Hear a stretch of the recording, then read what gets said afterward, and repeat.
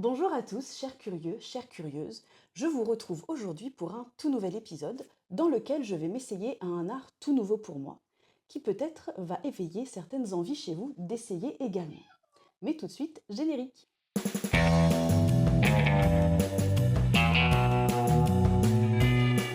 Et donc aujourd'hui, je reçois Gilles. Bonjour Gilles. Bonjour. Et il va nous présenter tout de suite son activité. Alors moi je suis, enlumineur, D'accord. donc je pratique l'enluminure, médiévale, c'est-à-dire suivant les mêmes techniques qu'employaient les moines, au Moyen Âge. Donc c'est un art qui consiste en fait à l'origine à illustrer et embellir les manuscrits. Ok. Comment vous faites pour savoir quelle technique ils utilisaient à l'époque? Alors il existe des traités très anciens, qui traitent, qui expliquent les différentes recettes, les manières, de faire, de poser les couleurs, d'utiliser les feuilles d'or, voilà. Donc on part de ces traités. Il y en a qui ont été repris par des livres, hein. Le plus connu, c'est, de Cennino Cennini qui explique, les différents pigments à utiliser. Voilà, donc c'est à partir des livres anciens, qu'on réapprend à utiliser toutes ces méthodes. D'accord. Et comment vous êtes arrivé à faire de l'enluminure? Alors tout à fait par hasard, moi je travaillais avant dans le graphisme, donc celtique, puisque j'ai D'accord. passé mon enfance en Bretagne. Donc depuis, tout jeune, depuis ado, j'ai toujours, gribouillé Hmm. des Triskel, des Hermine et voilà et des entrelacs et je me suis fasciné un peu j'étais vraiment fasciné par les entrelacs et donc je travaillais sur des manuscrits insulaires, donc les manuscrits irlandais, écossais et puis, mais je travaillais essentiellement à la plume. Donc, Vous avec dessinez à la plume? voilà, je dessinais à la Ok. plume des entrelacs, je faisais des tableaux, en noir et blanc donc et puis j'ai voulu, apporter de l'or dedans et donc, j'ai cherché à apprendre à poser de la feuille d'or sur mes tableaux et je suis tombé par hasard sur une dame qui faisait de l'enluminure, donc je lui ai demandé de m'apprendre. Elle m'a dit: «Bah, faut venir faire un stage d'enluminure». J'ai dit: «Moi, l'enluminure, ça m'intéresse pas, je veux juste apprendre à poser de la feuille d'or». Donc elle a insisté et donc, 15 jours après, j'étais en stage d'enluminure D'accord.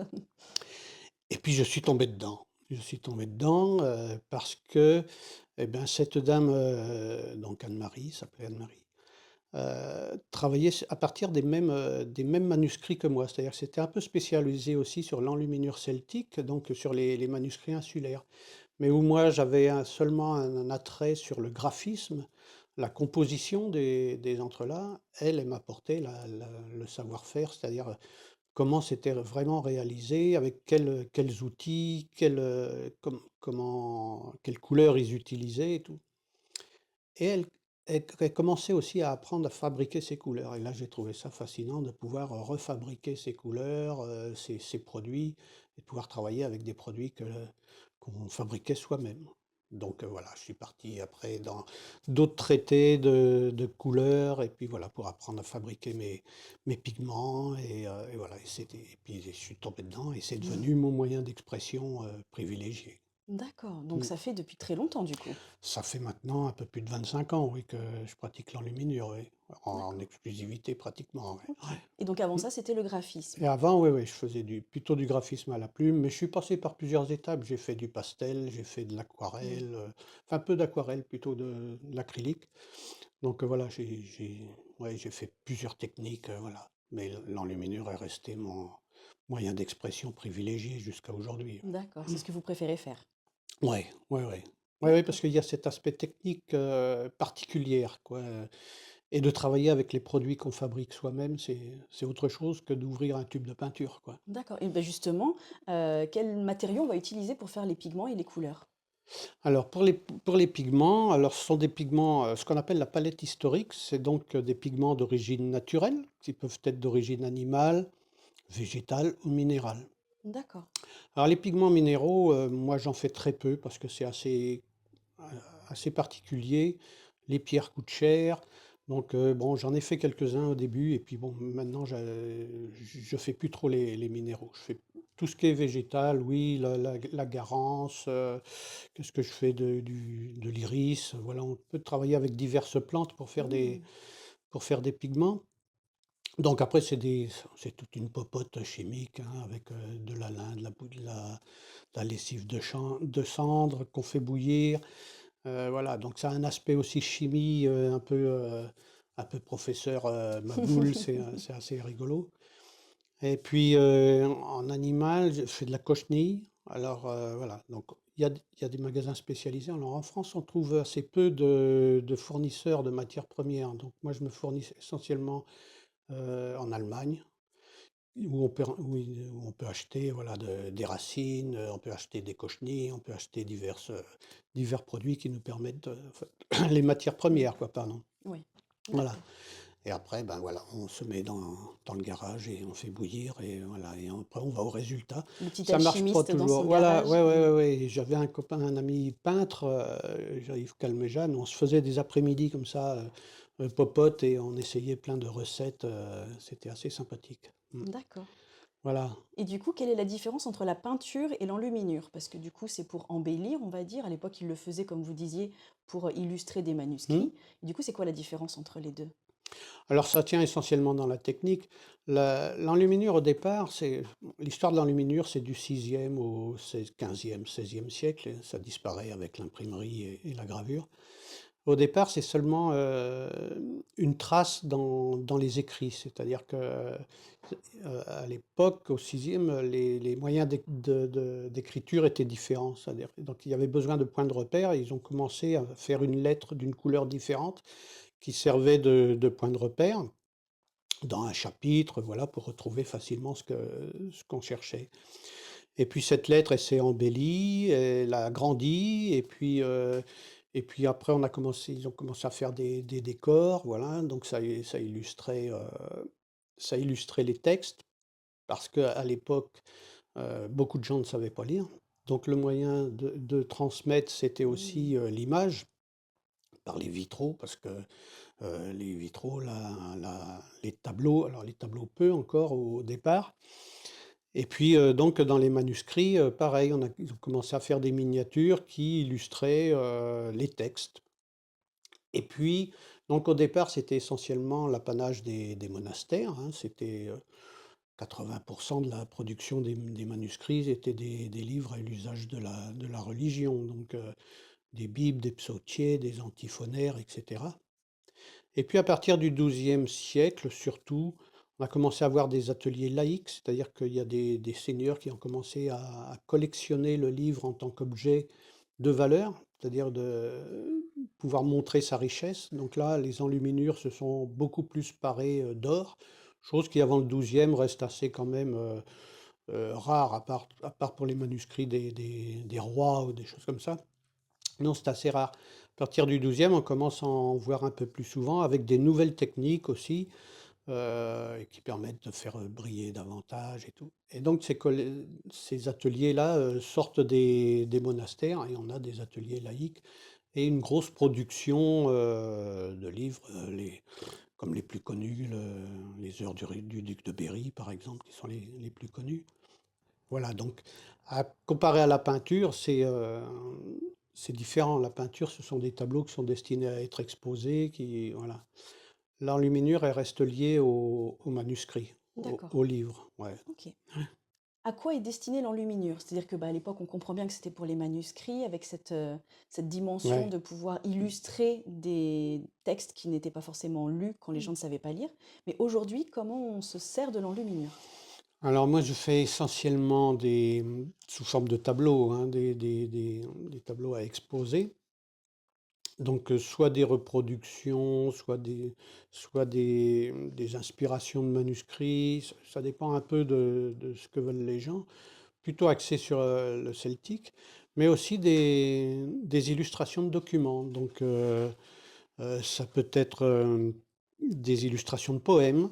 J'ai eu fait des illustrations de poèmes, des illustrations de généalogie, beaucoup, d'arbres généalogiques ou carrément des généalogies reliées, donc, où on peut faire des pages de garde, illustrer des pages de généalogie. Des chartes de jumelage. J'ai fait récemment une charte pour le jumelage du régiment de transmission d'Issoire avec, quelle commune? Je sais plus, Vernay-la-Varenne, je crois. Donc, Donc voilà, c'est essentiellement ça. Et après, c'est beaucoup des lettrines pour des anniversaires, des choses comme ça. D'accord, donc ça va plutôt être des particuliers qui vous passent Ouais, commande. ah oui, oui, pratiquement que des particuliers. Après, moi, je ne fais pas de comment? Restauration d'anciens parce que j'ai pas les techniques et j'ai pas la prétention d'avoir tout le savoir nécessaire pour m'attaquer à des ouvrages anciens. Il faut quand même du matériel assez pointu donc voilà, moi, je fais essentiellement des travaux, voilà, des créations. Et quel a été le projet sur lequel vous avez préféré travailler dans toute votre carrière? Alors moi, j'ai fait deux grosses œuvres qui m'ont vraiment tenu à cœur. La première, c'est une reproduction d'une page du Book of Kells. Donc c'est le livre de Kells, qui est un manuscrit irlandais, enfin irlandais. Il a été fait plutôt sur l'Écosse. Et donc, qui est une représentation stylisée du monogramme du Christ, qu'on appelle la Chi-Rho. Donc vous pourrez la voir dans l'atelier. Donc qui est un ensemble d'entrelacs, assez impressionnant, hein, donc ça c'était un gros gros travail, un gros défi. Et le deuxième des défis, c'était une reproduction du tympan de l'église de Conques. Heu, donc avec plus d'une centaine de personnages, voilà, sur Mmh. une peau de chèvre, immense, donc voilà, ça a été, des travaux qui ont duré, plusieurs semaines, voire, plusieurs mois pour, même Oui, pour, ouais, ouais. un nombre d'heures incalculable. Ouais, ouais, incalculable. Oui, oui, je commençais au départ, des fois, je commence à compter mes heures et puis très vite, on Vous perd on arrêtez. perd le fil, oui. Ouais, ouais. Et j'ai ouï dire qu'aujourd'hui, vous donnez des cours. Alors des cours, ouais, c'est enfin, ouais, je forme pas des gens à l'enluminure.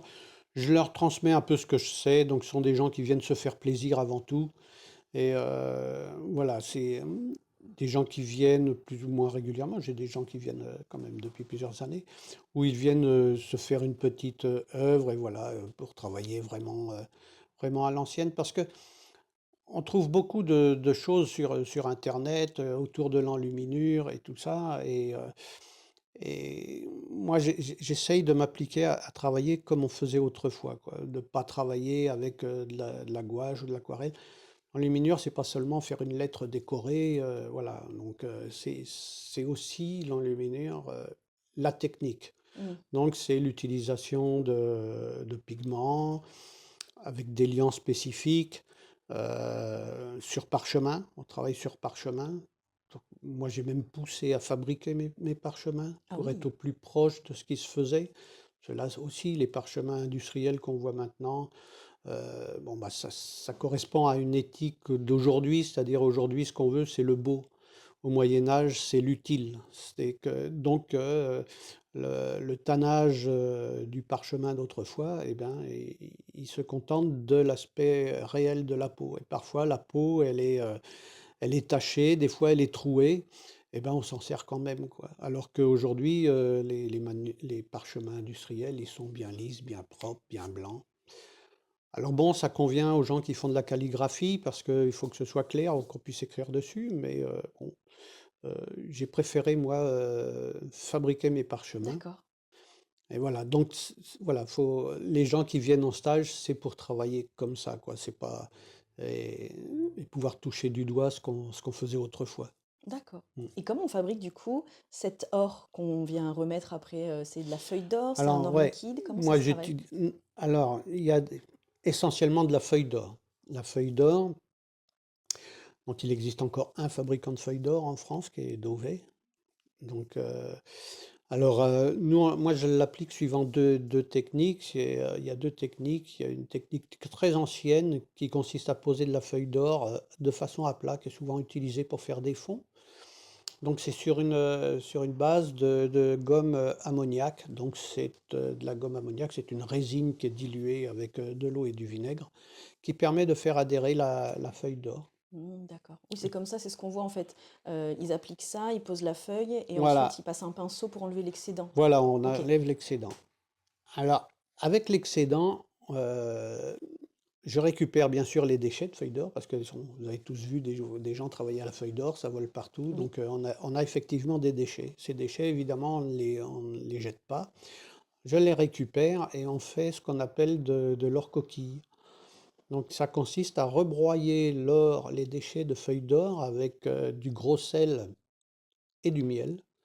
Donc Oh! on broie avec une molette sur, une plaque de verre pendant alors les recettes anciennes disent de broyer entre 2 et 6 heures. OK. Moi, j'ai opté pour, une moyenne, je broie pendant entre 3 et 4 heures, Mmh. hein, et ensuite on lave cette pâte, donc en transvasant dans des verres d'eau, voilà, on enlève l'eau, on remet de l'eau, voilà, de manière à diluer le sel et le miel et la poudre d'or reste dans le fond du Oh! bocal. Et une fois que l'eau s'est évaporée, on réamalgame la poudre d'or avec de la gomme arabique. Et ça nous donne une peinture, si on veut, mais c'est de l'or pur qu'on utilise à ce moment-là au pinceau, qu'on va déposer au pinceau pour faire des motifs sur des drapés, voilà, des choses comme ça. D'accord. Là aussi, c'est toute une technique. Il y a beaucoup de choses qui sont assez longues à fabriquer, certains pigments, mais voilà, on va le faire, une fois et pour plusieurs années, quoi. L'or D'accord. coquille, j'en ai fait 2 fois en 25 ans, quoi, Ah donc oui, oui. oui, oui, c'est assez long, mais bon, en fait, on utilise très, très peu de matière. Donc quand on en fabrique une bonne quantité, quitte à passer du temps et puis après on est Et tranquille ça se pour conserve plusieurs bien? années. Ah oui, oui, oui, Oui. il y a pas de souci, ouais. Ouais, D'accord. ce sont des matières naturelles, il y a pas de problème là-dessus. Donc en fait, toute l'enluminure, que ce soit dans la fabrication, dans la création, il faut de la patience? Ouais, ah bah, oui, oui, oui, ça, oui, oui. Mais, de toute manière, tous ceux qui peignent, je pense, font preuve de patience. Quelle que soit la technique utilisée, oui, faut être patient, ne pas trembler, avoir de bons yeux ou de bonnes loupes. Parce que moi, je travaille avec des loupes parce que c'est un peu mon défaut que je travaille sur des choses très petites. Les entrelacs, c'est quelque chose d'assez noueux, donc qui demande vraiment de la concentration, donc voilà, oui, il faut être patient, ouais. Mmh. D'accord. Et donc dans votre processus de création, donc vous faites votre parchemin, Mmh. ensuite vous allez dessiner un motif dessus que vous allez soit reprendre d'un manuscrit ou Ouais, quelque chose comme ça, et ensuite vous allez venir agrémenter ça de couleurs. ouais. Le principe, voilà, moi je travaille mes dessins sur des calques parce que on ne va pas dessiner directement sur le parchemin parce que si on se Ah, trompe, que l'on veut gommer, on va redéposer du gras sur le parchemin et donc ça va nuire à l'adhérence, des couleurs. Parce que le parchemin, ça a un avantage et un inconvénient. L'avantage, c'est que c'est, une matière qui est, complètement imperméable. Donc, la matière ne pénètre pas dedans, pardon, et donc si on se trompe, l'avantage, c'est qu'il suffit de mettre un petit peu d'eau et on enlève tout et on d'accord. recommence. Donc ça, pour les débutants, c'est chouette parce que ça enlève une grosse partie du stress en sachant que, ben, on peut facilement remettre un petit peu d'eau, enlever et recommencer. D'ailleurs, autrefois, ils utilisaient aussi le parchemin, les livres étaient des fois grattés, ce qu'on appelait des palimpsestes. Le manuscrit était gratté et on réécrivait autre chose dessus, D'accord. par économie. Donc Oui. là, c'est voilà, c'est l'avantage. L'inconvénient, c'est que comme la matière ne pénètre pas le parchemin, eh bien, il faut, parfois, certaines couleurs nécessitent plusieurs couches. Donc il faut arriver à maîtriser son pinceau de façon à déposer des couches les unes sur les autres, sans enlever la précédente. Ah Donc là, oui. c'est une technique particulière et un geste, qu'il faut acquérir, c'est un peu la mais bon, quand on se trompe, on met un peu d'eau et on recommence. D'accord, ça Voilà. c'est pratique. Voilà. Donc c'est pour ça qu'on transfère une fois le dessin bien fait sur un calque, on le transfère sur le parchemin, comme on a tous fait enfant, hein, avec les Oui. calques, voilà. Ensuite, on commence par, définir les zones où il y aura l'or et on commence par poser l'or. Ah oui, ah j'aurais Voilà. pensé que ça aurait été en dernier justement. Eh ben non, parce que alors pourquoi ça? Parce que, heu, quand on pose la feuille d'or, évidemment, on ne coupe pas un morceau, vous le verrez, vous ferez un essai à l'atelier. Avec plaisir, oui. on coupe pas un morceau de feuille exactement à la forme désirée. C'est trop délicat de pouvoir. Donc on va couper un morceau de feuille d'or qui va recouvrir l'ensemble de la zone et on va poser, ce morceau directement dessus. Si on a peint à côté, autour de cette zone, la feuille d'or va adhérer sur la Bah oui, peinture. Donc on sera obligé de renlever la peinture et de repeindre. Donc c'est pour ça que on fait d'abord l'or et ensuite on d'accord. vient peindre autour. D'accord, Voilà. bon, bah du coup, il me reste plus qu'à essayer maintenant. Et ben voilà, ouais, ouais, ouais, ouais, il faut, mettre la main à la pâte et puis, essayer Et une ben, on se petite retrouve à lettrine. l'atelier. D'accord. Mmh. Merci beaucoup. De rien.